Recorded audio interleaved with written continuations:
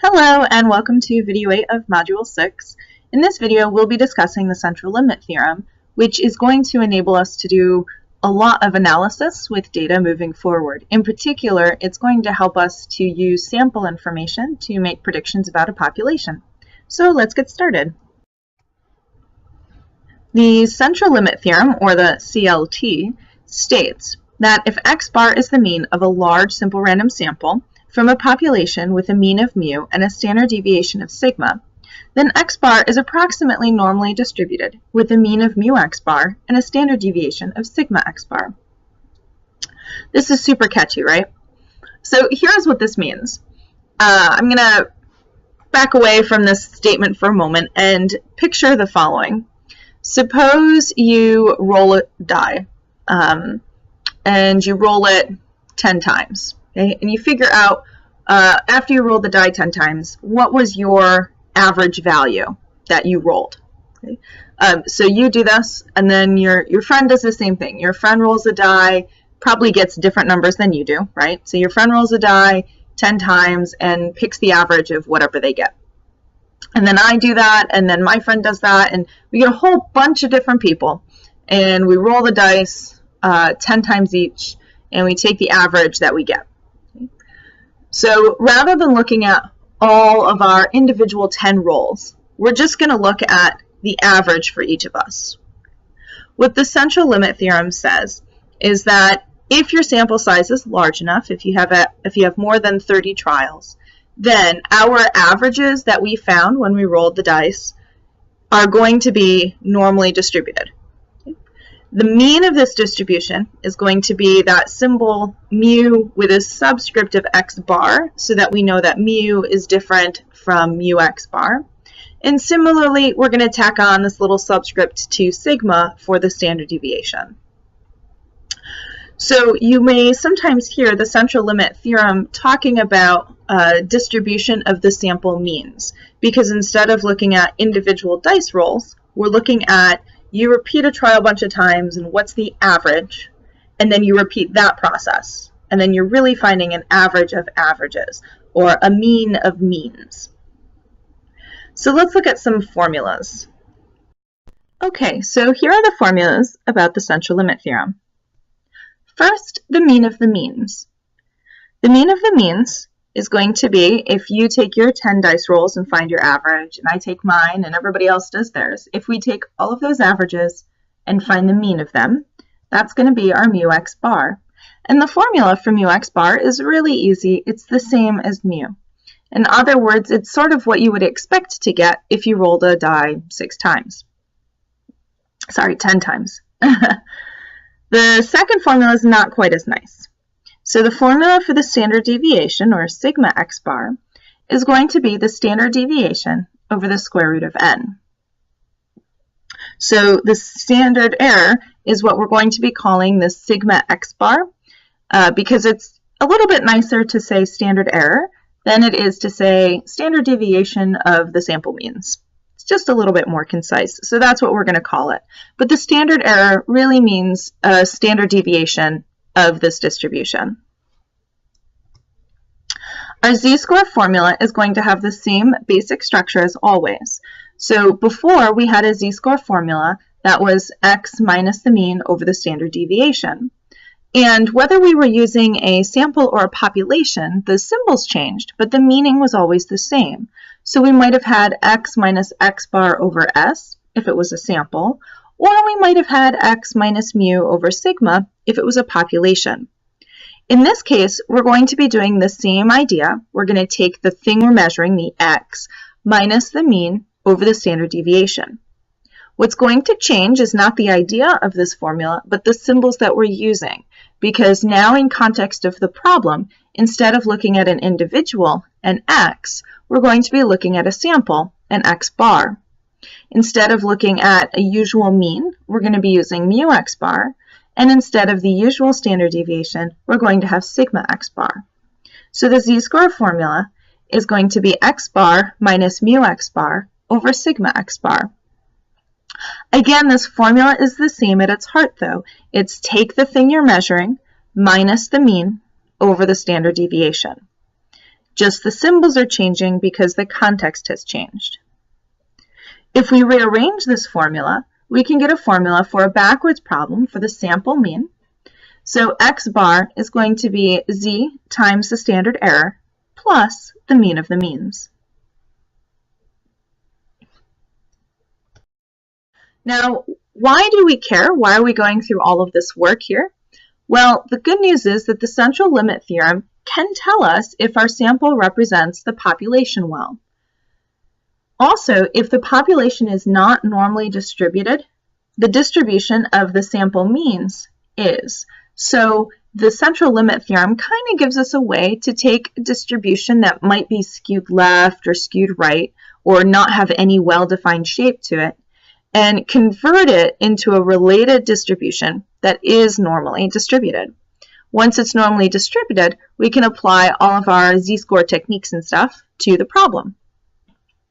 And thirdly, as I had mentioned before, we are going to use this technique to make estimations about the population based off of sample information we find. So the central limit theorem is going to enable us to use sample data in a meaningful way. When we go to conduct a problem involving the central limit theorem, we'll be following some steps that are pretty similar to the steps we've already been following. We're just going to add a few steps to the beginning. The way that you can tell that a problem is going to require the central limit theorem is that you are asked a question about a sample mean instead of being asked a question about an individual. In other words, it might say, what's the probability that a sample will have an average of 5 when you roll a die 10 times, instead of asking what's the probability that George will have an average of 5 when he rolls a die 10 times. So the question is now about a sample mean instead of about an individual. To complete the steps, first you need to make sure that your sample size is large enough. So in our case of rolling the dice 10 times, it's actually not large enough. We would have to roll the die at least 31 times. So you want your sample size to be more than 30. Then we'll find the mean of the means. This is our mu x bar, again, which is easy to find. It's the same as mu. Then we'll figure out the standard error, which is our sigma x bar, which is the same as sigma over the square root of n. Once you have the mean of the means and the standard error, these are the values that we'll be using in whether we have a forwards or backwards problem. So if we have a forwards problem, then we follow the forward steps from before, and if we have a backwards problem, then we follow the backward steps from before. So with all of this information behind us, let's work on an example. Suppose that the state income tax forms filed in a particular state have a mean of $2,500 and a standard deviation of $475. A sample of 120 income tax returns is examined. Determine the probability that the sample mean of these returns is no more than $2,400. We're going to round all interim values to the nearest hundredth. Now, what I find most useful for these kinds of problems, especially moving forward, is to jot down a summary of values. We need to summarize the information that we have been told. And as we move on in the course, we're going to be given more and more information, and we're going to need to be able to break down that information and substitute into formulas appropriately. So I find it most useful to make this summary of values before I start doing any work. When I read back through the paragraph again, the first piece of information that I find is that mu is $2,500. In other words, if I look at all of the income tax forms in this certain state, the average amount that people filed was for $2,500. So I'm going to write down that mu is 2,500. Similarly, we're told that the standard deviation is 475, so I'm going to write that information down as well. Now, we've usually been provided with a mean and a standard deviation. Now, we're provided with something new as well. We are told that a sample of 120 income tax returns is examined. This new piece of information tells us how big our sample is. This is our sample size. However many objects you look at is going to be your sample size. The letter we're going to use is a lowercase n. So n is 120 tax returns. Lastly, I'm going to frame the problem part of this problem, and I'm going to work through it step by step. This is in the sentence that begins with determine. This is what we need to figure out. So we need to figure out a probability. So to figure out a probability, I'm going to start out by writing this in probability notation. So we have the probability of. Then it says the sample mean of these returns. Since it's asking us a question about sample mean, the symbol for sample mean is going to be an x bar. So I'm going to write the probability of x bar. Then, continuing to read the statement, determine the probability that the sample mean of these returns is no more than $2,400. To make sure that something is no more than $2,400, that means we have to make sure that it is smaller than or equal to 2,400. So we need to find the probability that x bar is less than or equal to $2,400. This is going to frame the problem in symbols that we're familiar with, that we've been using. Once I've done my summary of values, I want to do a check for the type of problem we have here. In this case, since we are looking for a probability about a sample mean, that means we're going to need to use the central limit theorem. If I had just written the probability that x is less than 2,400, then it would be just a regular kind of problem that we've been using. Secondly, because we are looking for a probability, we weren't told a probability, but we're looking for one, that means this is going to be a forwards kind of problem. So that means I'm going to have to follow the steps of a forwards problem. Once I've completed my summary of values, I'm going to block it off so that I have it kind of as like an easy access menu as we move forward in the problem. Since this is a central limit theorem problem, I'm going to follow the steps for the central limit theorem. The first step is to make sure we can actually use the theorem. The only criteria for the theorem is to make sure that your sample size is bigger than 30. In this case, our sample size, n, is 120, which is much more than 30, so we are okay to go ahead and use the theorem. Steps 2 and 3 are now to find the mean of the means and the standard error. So the mean of the means, remember that's the nice formula, it's the same as the mean. So mu x bar is going to be the same as mu. In other words, it's just going to be 2,500. For step 3, to find the standard error, now we have to use a bit of a formula. The standard error says take your standard deviation, in this case 475, and divide by the square root of n. So we're going to take 475 and divide that by the square root of 120. The last sentence in the problem says to round all interim values to the nearest hundredth. That means that any number that we find before our final answer should be rounded to the nearest hundredth. So I calculate my standard error, and I get $43.36 when I round to the nearest hundredth. This concludes all of the new steps of our problem. To finish, we need to now complete the steps of a forwards problem. And when I complete my steps for the forwards problem, since I'm using the central limit theorem, I'm basically going to ignore the mu and sigma on the left. I'm only going to use the mu x bar and the sigma x bar moving forward. For a forwards problem, the first step is to find the z-score. So our z-score is going to be the x bar minus mu x bar over sigma x bar. So let's see where we got these numbers from. The x bar comes from, in our summary of values, the probability statement. Since we're looking for the probability that x bar is less than or equal to 2,400, I'm going to use the 2,400 as the x bar, just like I would if it was an x. Then I'm going to subtract mu x bar, which was 2,500. And I don't divide by sigma, I divide by sigma x bar. So I'm going to divide by that 4336 that we found before. Next, I'll follow my order of operations and get a z-score of negative 2.31. The second step for our forwards problem is to draw the normal curve.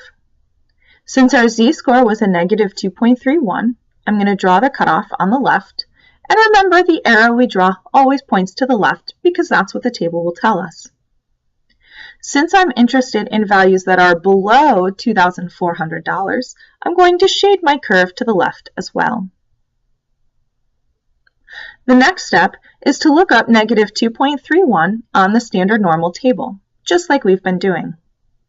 When I look up negative 2.31, I get a z-score, I get an area of 0.0104. In this case, since we're looking for the area below, the number from the table is going to be the same as our answer.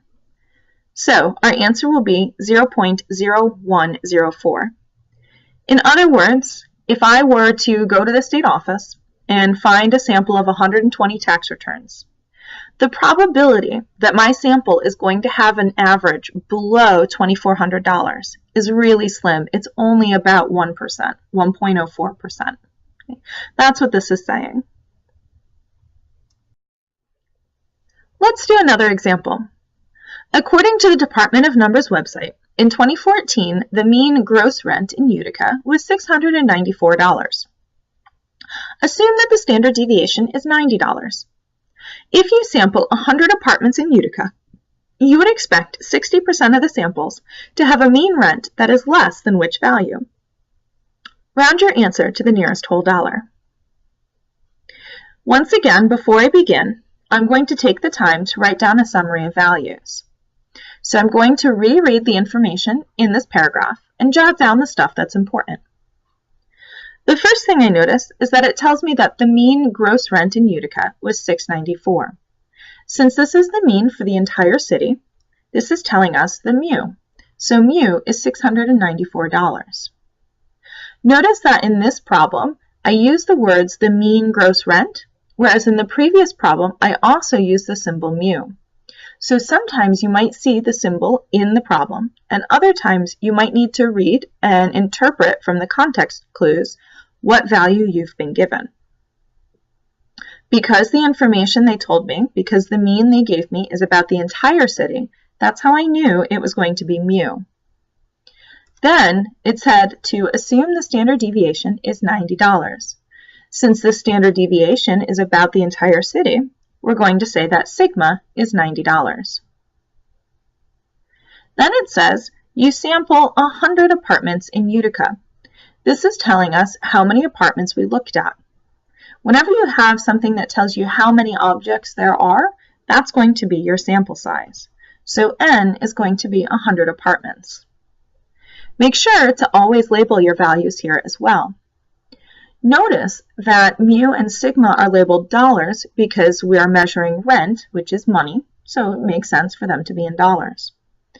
N is almost always going to have a different kind of label because N is not an amount of money, it's an amount of things, an amount of people, amount of objects.